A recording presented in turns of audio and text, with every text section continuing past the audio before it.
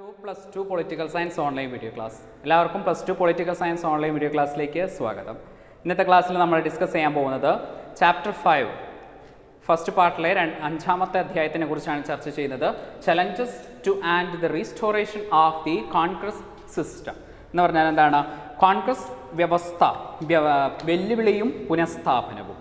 Okay, ഈ ചാപ്റ്ററിൽ നമ്മൾ പ്രധാനമായിട്ടും ഡിസ്കസ് ചെയ്യാൻ പോകുന്നത് after the death of Jawaharlal Nehru in 1964 May month, അതായത് മെയ് മാസത്തിൽ 1964 മെയ് മാസത്തിൽ ജവഹർലാൽ നെഹ്റുവിൻ്റെ മരണശേഷം അല്ലെങ്കിൽ അദ്ദേഹം അന്തരിക്കുകയുണ്ടായി അല്ലേ. അതിനുശേഷം India faced two challenges. India faced main two challenges. India പ്രധാനമായിട്ടും രണ്ട് വെല്ലുവിളികളെ നേരിടുകയുണ്ടായി, രണ്ട് പ്രശ്നങ്ങളെ നേരിടുകയുണ്ടായി. ഒന്നെന്ന് പറയുന്നത് എന്താണ്? നെഹ്റുവിൻ്റെ ശേഷം അല്ലെങ്കിൽ പ്രധാനമന്ത്രിയായിരുന്ന നെഹ്റുവിൻ്റെ ശേഷം ആരാണ്? അതാണ് ഫസ്റ്റ് ചലഞ്ച് എന്ന് പറയുന്നത്. ഇന്ത്യയെ നല്ല രീതിയിൽ ഭരിക്കുന്നതിന് വേണ്ടിയിട്ട് അല്ലെങ്കിൽ ഇന്ത്യയെ നല്ല രീതിയിൽ മുന്നോട്ട് കൊണ്ടുപോകുന്നതിന് വേണ്ടിയിട്ട് നെഹ്റുവിന് ശേഷം ആര് എന്നൊരു ചോദ്യം. അതാണ് ഫസ്റ്റ് ചലഞ്ചസ് ആയിട്ട് ഉണ്ടായത്. മറ്റൊന്ന്, ദ സെക്കൻഡ് വൺ എന്താണ്? നെഹ്റുവിന് ശേഷം എന്ത്? രാജ്യത്ത് നെഹ്റുവിൻ്റെ മരണശേഷം എന്ത് സംഭവിക്കും എന്ന് രണ്ടാമത്തെ ഒരു ചലഞ്ചായിട്ട് വന്നു. അങ്ങനെ ഇന്ത്യയുടെ ജനാധിപത്യത്തിൻ്റെ ഭാവിയെക്കുറിച്ചൊക്കെ അന്നത്തെ കാലത്ത് വളരെയധികം ചർച്ചകളൊക്കെ ഉണ്ടാവുകയുണ്ടായി. അങ്ങനെയാണ് എന്താ, ജവഹർലാൽ നെഹ്റുവിന് ശേഷം ഒരു ലാൽ ബഹദൂർ ശാസ്ത്രി, അറിയാലോ ലാൽ ബഹദൂർ ശാസ്ത്രി 1964 to 1966 വരെ ലാൽ ബഹദൂർ ശാസ്ത്രിയായിരുന്നു ഇന്ത്യയുടെ പ്രധാനമന്ത്രിയായിട്ട് അധികാരത്തിലുണ്ടായിരുന്നത്. സോ ഈ ചാപ്റ്ററിൽ നമ്മൾ ഡിസ്കസ് ചെയ്യാൻ പോകുന്നത് പ്രധാനമായിട്ടും കോൺഗ്രസിൻ്റെ പുനഃസ്ഥാപനം എങ്ങനെയാണ്. ഒരു ഡീക്കേഡ് കോൺഗ്രസിൻ്റെ ഒരു അധപ്പതനത്തിൻ്റെ ഒരു കാലഘട്ടമായിരുന്നു. കോൺഗ്രസിൻ്റെ അത്രയ്ക്ക് ഉയർച്ചയോ അല്ലെങ്കിൽ കോൺഗ്രസിന് ഒരു ഉന്നമനമോ ഉണ്ടാകാത്ത ഒരു കാലഘട്ടത്തിൽ ഉണ്ടായിരുന്നു. അതിനുശേഷം നമ്മുടെ ജവഹർലാൽ നെഹ്റുവിൻ്റെ മരണശേഷം 1964 മുതൽ ലാൽ ബഹദൂർ ശാസ്ത്രി ഇന്ത്യയുടെ പ്രധാനമന്ത്രിയായിട്ട് അധികാരത്തിൽ വരികയും അദ്ദേഹത്തിൻ്റെ ഭരണം എങ്ങനെയായിരുന്നു കോൺഗ്രസിനെ ഉയർത്തിക്കൊണ്ടുവന്നത്, കോൺഗ്രസിൻ്റെ പ്രശ്നങ്ങൾ എന്തൊക്കെയായിരുന്നു, അതൊക്കെയാണ് നമ്മൾ ഈ ചാപ്റ്റർ ഡിസ്കസ് ചെയ്യാൻ പോകുന്നത്. അതുപോലെ തന്നെ ശാസ്ത്രിക്ക് ശേഷം ഇന്ദിരാഗാന്ധി അധികാരത്തിൽ വന്നു. ഇന്ത്യയുടെ പ്രധാനമന്ത്രിയായിട്ട് ഇന്ദിരാഗാന്ധി അധികാരത്തിൽ വന്നു അല്ലേ. പിന്നീട് നടന്ന 1971 പൊതു തെരഞ്ഞെടുപ്പ്, ജനറൽ ഇലക്ഷൻ ഇൻ 1971, അതിൽ എങ്ങനെയാണ് കോൺഗ്രസിൻ്റെ ആ ഒരു പുനഃസ്ഥാപനം, റീസ്റ്റോറേഷൻ എങ്ങനെയാണ് നടന്നത്, കോൺഗ്രസിൻ്റെ പ്രധാനപ്പെട്ട നേട്ടങ്ങൾ അന്നത്തെ കാലഘട്ടത്തിൽ എന്തൊക്കെയായിരുന്നു, കോൺഗ്രസിൻ്റെ നേതൃത്വത്തിൽ ഇന്ത്യയിലെ ഭാവിക്ക് അല്ലെങ്കിൽ ഇന്ത്യയുടെ പുരോഗതിക്ക് വേണ്ടിയിട്ട് എന്തെല്ലാം കാര്യങ്ങളായിരുന്നു ചെയ്തിരുന്നത്. അതുപോലെ തന്നെ 1967 ഉണ്ടായിരുന്ന നാലാമത്തെ പൊതു തെരഞ്ഞെടുപ്പ് എന്തൊക്കെയായിരുന്നു, കോൺഗ്രസിൻ്റെ പിളർപ്പ് എങ്ങനെയാണ് സംഭവിച്ചത്, അതുപോലെ തന്നെ രാഷ്ട്രപതി തെരഞ്ഞെടുപ്പ് എങ്ങനെയാണ് നടന്നത്, അതുപോലെ തന്നെ നോൺ കോൺഗ്രസിസം എന്താണ് എന്നതൊക്കെയാണ് നമ്മൾ ചർച്ച ചെയ്യാൻ പോകുന്നത്. അപ്പോൾ അഞ്ചാമത്തെ യൂണിറ്റ് എന്ന് പറയുന്നത് challenges two and the restoration of the Congress system. Out of focusing ഏരിയയാണ്. അപ്പോൾ പ്രധാനപ്പെട്ട ചില ഭാഗങ്ങൾ മാത്രമാണ് നമ്മളിതിൽ പരീക്ഷയ്ക്ക് വരുന്ന ചില പ്രധാനപ്പെട്ട ഭാഗങ്ങളാണ് നമ്മൾ ഡിസ്കസ് ചെയ്യുന്നത്. ഓക്കെ, അപ്പോൾ പാഠഭാഗത്തേക്ക് നമുക്ക് പ്രവേശിക്കാം. എല്ലാവർക്കും പാഠഭാഗത്തേക്ക് നോക്കാം. നമുക്ക് എന്തൊക്കെയാണ് ഇതിൽ പ്രധാനമായിട്ടും നമ്മൾ ചർച്ച ചെയ്യുന്നതെന്ന് നോക്കാം. ക്ലാസ്സിലേക്ക് കടക്കാം. പ്രധാനമന്ത്രി ജവഹർലാൽ നെഹ്റു 1964 മെയ് മാസത്തിൽ അന്തരിച്ചു. നെഹ്റുവിൻ്റെ മരണശേഷം ഇന്ത്യ രണ്ട് പ്രധാന വെല്ലുവിളികൾ നേരിട്ടു. നെഹ്റുവിന് ശേഷം ആരാണ്? നെഹ്റുവിന് ശേഷം എന്ത്? ഇന്ത്യൻ ജനാധിപത്യത്തിൻ്റെ ഭാവിയെക്കുറിച്ച് പോലും ചർച്ചകൾ ആരംഭിച്ചു. We have seen that after the independence, Congress established a dominance in the Indian political system. The first challenges to the system was raised during the 1960s. As political competition became more intense, the Congress found it difficult to retain its dominance. It faced challenges from the opposition that was more powerful and less divided than before. Nehru died in May 1964. His death created a lot of speculation about his successor and raised two questions such as, after Nehru who? Whether Indian democracy will survive after Nehru. In 1960s were generally labelled as the dangerous decade. During this period, India faced several problems like poverty, inequality, communal and regional divisions. These problems could lead to the disintegration of the country. Lal Bahadur Shastri Yugam, from Nehru to Shastri. After the death of who is the Prime Minister of India, Lal Bahadur Shastri, 1964 to 66. Congress president K കാമരാജും മുതിർന്ന നേതാക്കളും ലാൽ ബഹദൂർ ശാസ്ത്രിയെ ഇന്ത്യയുടെ രണ്ടാമത്തെ പ്രധാനമന്ത്രിയായി ശുപാർശ ചെയ്യുകയും Congress party അത് അംഗീകരിക്കുകയും ചെയ്തു. Congress party, under the presidency of K. Kamaraj, unanimously elected Lal Bahadur Shastri as the next Prime Minister of India. These are the main points. These are the main points that were selected as the Prime Minister of Lal Bahadur Shastri in India. ഈ കാരണങ്ങളാണ് Congress party ശാസ്ത്രിയെ പ്രധാനമന്ത്രിയായി തിരഞ്ഞെടുക്കുന്നതിന് കാരണം. എന്തൊക്കെയാണ്? ഒന്ന്, വർഷങ്ങളോളം നെഹ്റു മന്ത്രിസഭയിൽ മന്ത്രിയായിരുന്ന ശാസ്ത്രി പരിചയസമ്പന്നനായിരുന്ന ഒരു നേതാവായിരുന്നു. He was a well experienced leader and is for simplicity എന്ന് പറഞ്ഞാൽ ശാസ്ത്രി എന്താണ്, ലാളിത്യത്തിന് പേര് കേട്ട ഒരു നേതാവായിരുന്നു. അതുപോലെ തന്നെ അദ്ദേഹം അന്നത്തെ കാലത്ത് റെയിൽവേ അപകടത്തെ തുടർന്ന് റെയിൽവേ മന്ത്രി സ്ഥാനം രാജിവെച്ചതിലൂടെ ശാസ്ത്രി തൻ്റെ ധാർമ്മിക ഉത്തരവാദിത്തം തെളിയിച്ചിരിക്കുകയും ചെയ്തു. And from 1964 to 66, he was the Prime Minister of the country. During this period, the country faced two major challenges. ഇദ്ദേഹത്തിൻ്റെ കാലത്ത് രണ്ട് പ്രധാനപ്പെട്ട വെല്ലുവിളികൾ ഇന്ത്യ നേരിട്ടു. First one is an economic crisis due to the failure of monsoons, a severe drought and shortage of food. എന്താണ്, അന്നത്തെ കാലത്തുണ്ടായിരുന്ന മൺസൂണിൻ്റെ കുറവ് മൂലം വരൾച്ചയും ഭക്ഷ്യപ്രതിസന്ധിയും. രണ്ടാമത്തത് a war with Pakistan in 1965, 1965 Indo Pak യുദ്ധം. ഈ രണ്ട് പ്രശ്നങ്ങളും ശാസ്ത്രിയുടെ കാലഘട്ടത്തിൽ ഉണ്ടായിരുന്നതായിരുന്നു. ദെൻ ശാസ്ത്രിയുടെ പ്രസിദ്ധമായ ഒരു മുദ്രാവാക്യമാണ് famous slogan was Jai Jawan Jai Kisan, Lal Bahadur Shastri. Okay, expressed the determination of the country to face these challenges. രണ്ട് വെല്ലുവിളികളെയും നേരിടാനുള്ള രാജ്യത്തിൻ്റെ ദൃഢനിശ്ചയത്തെ സൂചിപ്പിച്ചു. വളരെ പ്രസിദ്ധമായ താഷ്കൻഡ് കരാർ 1965 ഇൻഡോ പാക് യുദ്ധം അവസാനിപ്പിക്കാൻ കാരണമായ ഒപ്പിട്ട കരാറാണ് എന്ത്, താഷ്കൻഡ് കരാർ എന്ന് പറയുന്നത്. കരാർ ഒപ്പിട്ട ഉടൻ തന്നെ 1966 ജനുവരി 10 ശാസ്ത്രി അന്തരിച്ചു. He expired on 10th January 1966 in Tashkent. Okay, അങ്ങനെ അദ്ദേഹത്തിൻ്റെ മരണശേഷം ഇന്ദിരാഗാന്ധി ഇന്ത്യയുടെ പ്രധാനമന്ത്രിയായി ചുമതലയേറ്റു. ലാൽ ബഹദൂർ ശാസ്ത്രിയുടെ മരണശേഷം പ്രധാനമന്ത്രി സ്ഥാനത്തിനായി ഇന്ദിരാഗാന്ധിയും മൊറാർജി ദേശായിയും തമ്മിൽ കടുത്ത മത്സരമുണ്ടായിരുന്നു. After the death of Shastri, Congress had to face the challenges of political succession once again. This time, there was an intense competition between Morarji Desai and Indira Gandhi. Morarji Desai was a popular leader with a great political tradition. Indira Gandhi, the daughter of Nehru, had been president of the Congress party. The senior Congress leaders supported Indira Gandhi because they believed that she may depend the senior leaders due to her administrative and political experience. മുതിർന്ന നേതാക്കളെല്ലാവരും ഇന്ദിരാഗാന്ധിയായിരുന്നു പിന്തുണച്ചിരുന്നത്. കാരണം ഭരണവും രാഷ്ട്രീയപരമായ അനുഭവ പരിചയക്കുറവും മൂലം ഉപദേശങ്ങൾക്കായി ഇന്ദിരാഗാന്ധി തങ്ങളെ ആശ്രയിക്കുമെന്ന് മുതിർന്ന നേതാക്കൾ പ്രതീക്ഷിച്ചു. മൊറാർജി ദേശായി കർക്കശക്കാരനായ ഒരു നേതാവായിരുന്നു. നെഹ്റു കുടുംബത്തോടുള്ള ഒരു വിശ്വസ്തതയും ഇന്ദിരാഗാന്ധിയെ പ്രധാനമന്ത്രി സ്ഥാനത്തേക്ക് നാമനിർദ്ദേശം ചെയ്യുന്നതിലേക്ക് നയിച്ചു. The election was conducted through a secret ballot among Congress MPs. In the election, Indira Gandhi defeated Morarji Desai by securing 3/2 majority of the Congress MPs. Thus, Indira Gandhi became the first woman Prime Minister of India in 1966. Okay, അങ്ങനെ ഇന്ത്യയുടെ പ്രധാനമന്ത്രിയായിട്ട് ആര് വന്നു? നമ്മുടെ പ്രധാനമന്ത്രിയായിട്ട് Indira Gandhi അധികാരത്തിലേറ്റു.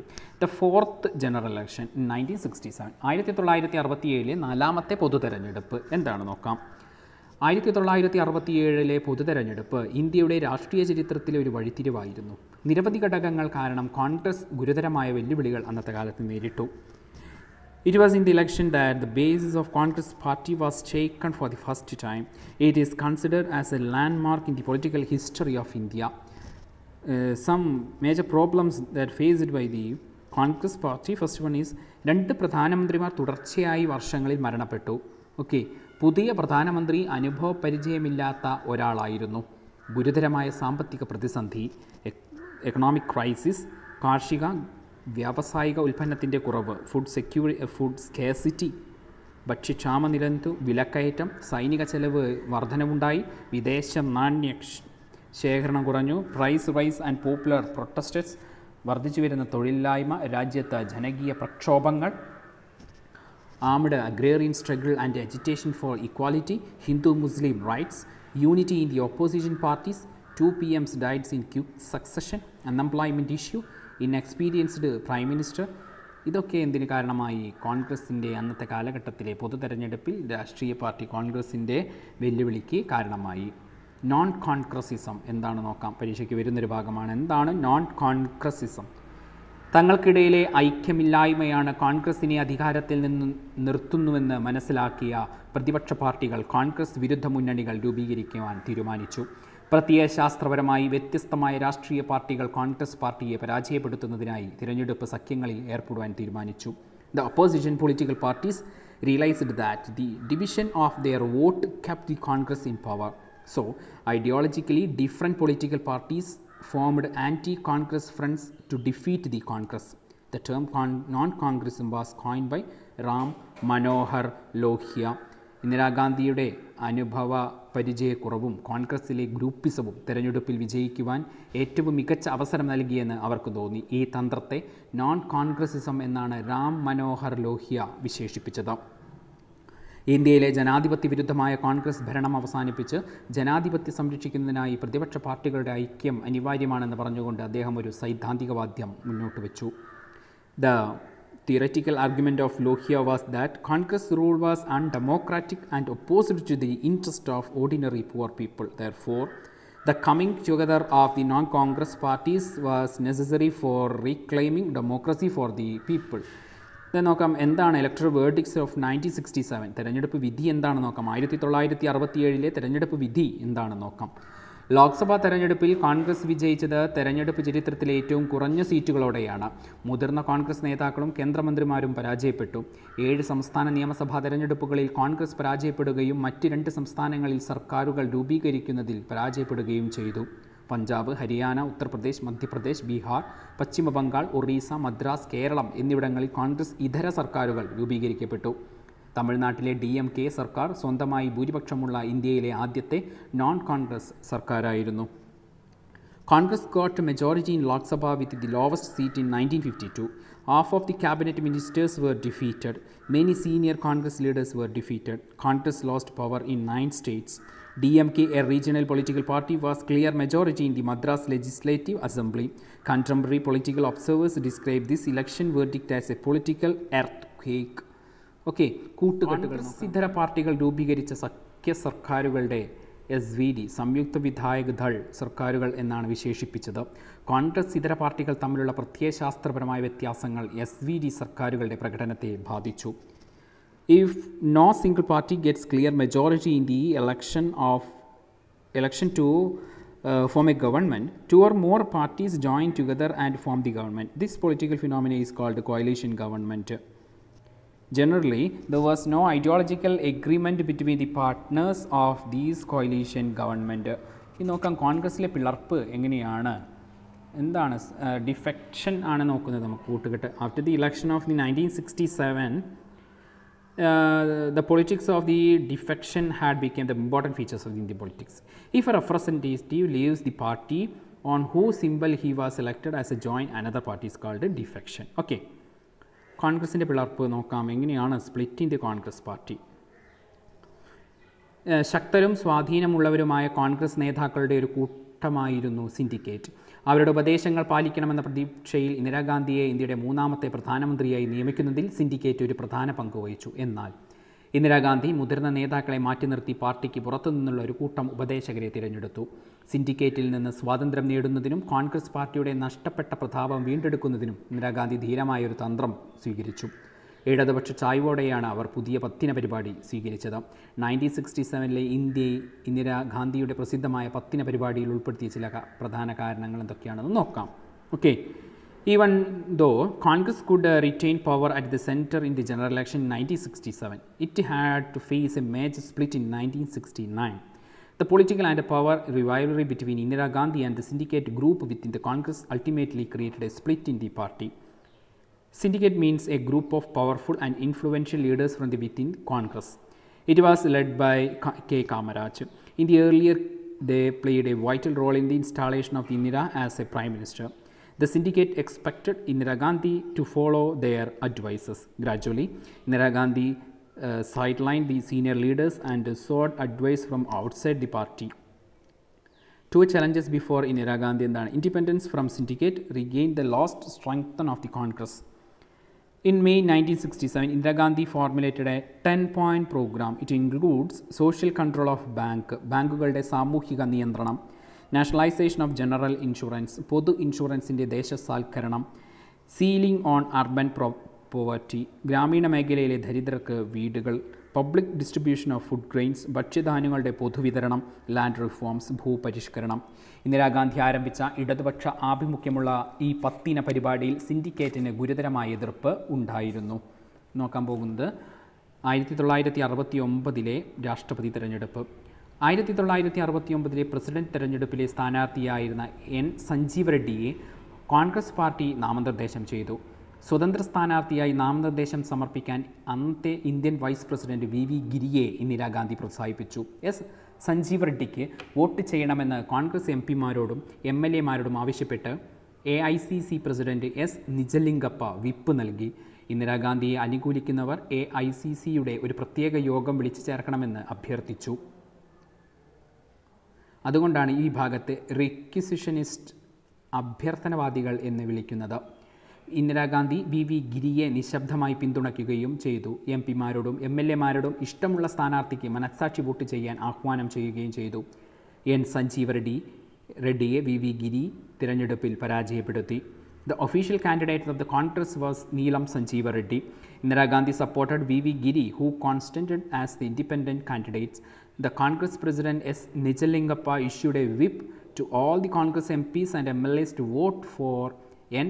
Sanjeeva Reddy, the official candidates of the party. Indira Gandhi openly called for a consensus vote in the presidential election. V. Giri won the presidential election. The Congress president dismissed Indira Gandhi from the party, which led to the split in the party.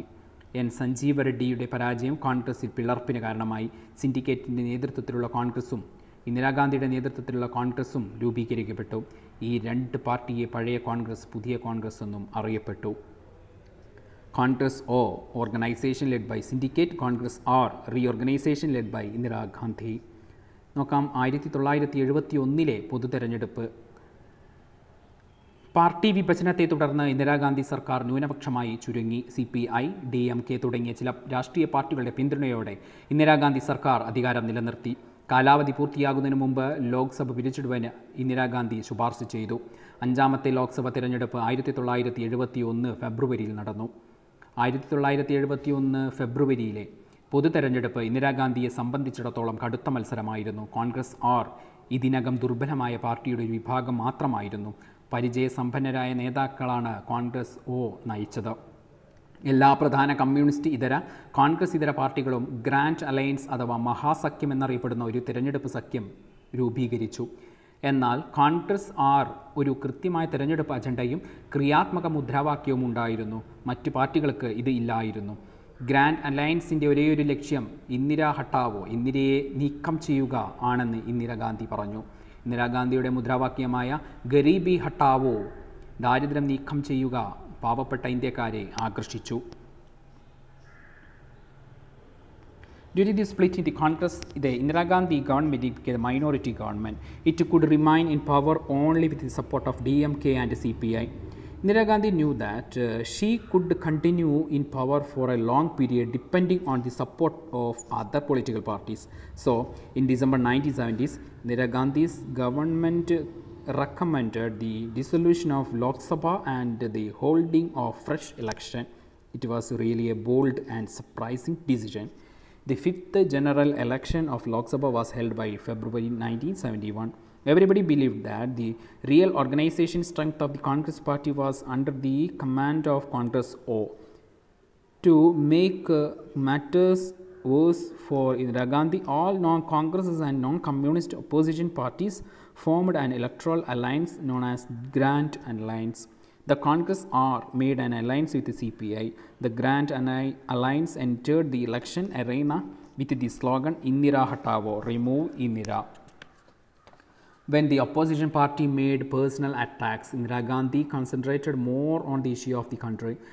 As against the opposition slogan of Indira Hatavo, she put forward the positive slogan of Garibi Hatavo, removal of poverty, which got popular attention. ഗ്രാമീണ കൈവശങ്ങൾക്കും നഗര സ്വത്തുക്കൾക്കും പരിധി ഏർപ്പെടുത്തുക, വരുമാനത്തിലും അവസരത്തിലുമുള്ള അസമത്വം നീക്കം ചെയ്യുക, രാജഭരണാവകാശങ്ങൾ ഇല്ലാതാക്കുക തുടങ്ങിയ നയങ്ങൾ അവതരിപ്പിച്ചു കൊണ്ട് ദരിദ്രർ, ദളിതർ, സ്ത്രീകൾ, ന്യൂനപക്ഷങ്ങൾ, തൊഴിലില്ലാത്ത യുവാക്കൾ എന്നിവകൾക്കിടയിൽ ശക്തമായ അടിത്തറ സൃഷ്ടിക്കാൻ ഇന്ദിരാഗാന്ധിക്ക് ശ്രമിച്ചു. കോൺഗ്രസ് CPI സഖ്യം ഇന്ത്യയുടെ തെരഞ്ഞെടുപ്പ് ചരിത്രത്തിലെ ഏറ്റവും കൂടുതൽ ലോക്സഭാ സീറ്റുകളുമായി 375 സീറ്റുകളുമായി വിജയിച്ചു. 16 സീറ്റുകളിൽ മാത്രമാണ് കോൺഗ്രസ് വിജയിച്ചത്. റിയൽ കോൺഗ്രസ് ആണെന്നുള്ള തങ്ങളുടെ അവകാശവാദം കോൺഗ്രസ് തെളിയിച്ചു.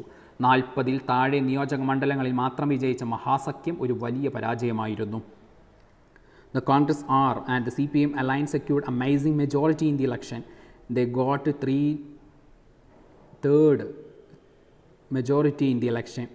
The election result proved that Indira Gandhi's Congress was the real Congress. Indo-Pak War in 1971 really doubled the popularity of the Indira Gandhi. Indira Gandhi began to be considered as the protector of the poor and the unprivileged. 1971 Bangladesh യുദ്ധത്തിലെ വിജയം ഇന്ദിരാഗാന്ധിയുടെ പ്രശസ്തി വർദ്ധിപ്പിച്ചു. 1972 നടന്ന എല്ലാ നിയമസഭാ തെരഞ്ഞെടുപ്പുകളിലും അവരുടെ party വിജയിച്ചു. കേന്ദ്രത്തിലും എല്ലാ സംസ്ഥാനങ്ങളിലും കോൺഗ്രസിൻ്റെ ആധിപത്യം പുനഃസ്ഥാപിച്ചു. പഴയ കോൺഗ്രസിൻ്റെ പുനരുജ്ജീവനമായിരുന്നില്ല അത്. പുതിയ കോൺഗ്രസ് ഇന്ദിരാഗാന്ധി എന്ന ഒരൊറ്റ നേതാവിനെ ആശ്രയിക്കുന്ന പാർട്ടിയായി മാറി.